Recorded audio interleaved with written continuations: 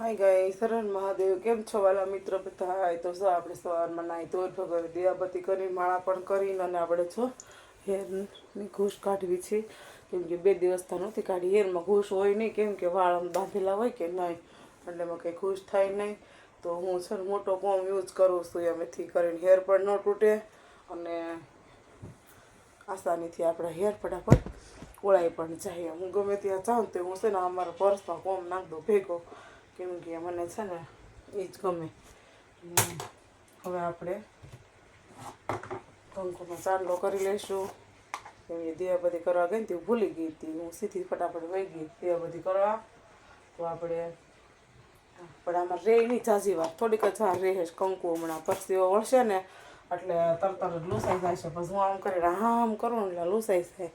તો કોને કોને આવો પ્રોબ્લેમ આવે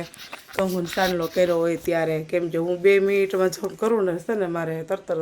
કંકુ લૂસાઈ જશે અત્યારે કેટલો મસ્ત ચાંદલો દેખાય છે 5 મિનિટ કેળે નહીં હોય અને ઓલો ચાંદલો ઓછો છોડો મને કંકુનો ચાંદલો વધારે ગમે એમ તો હું છે ને કંકુનો જ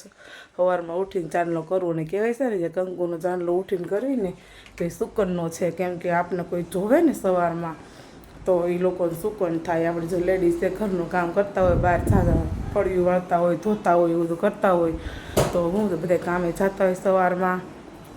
તો આપણે એમને જોવે ને તો એ લોકોને થોડુંક ઓલું થાય અને કંકુને ચાંદલાવાળી લેડીઝને જોવે ને તો એ લોકોને સુકન થાય આવું પેલા ગવઢિયા કહેતા કે જેના કપડામાં કંકુનો ચાંદલો હોય ને એની આ રીતનું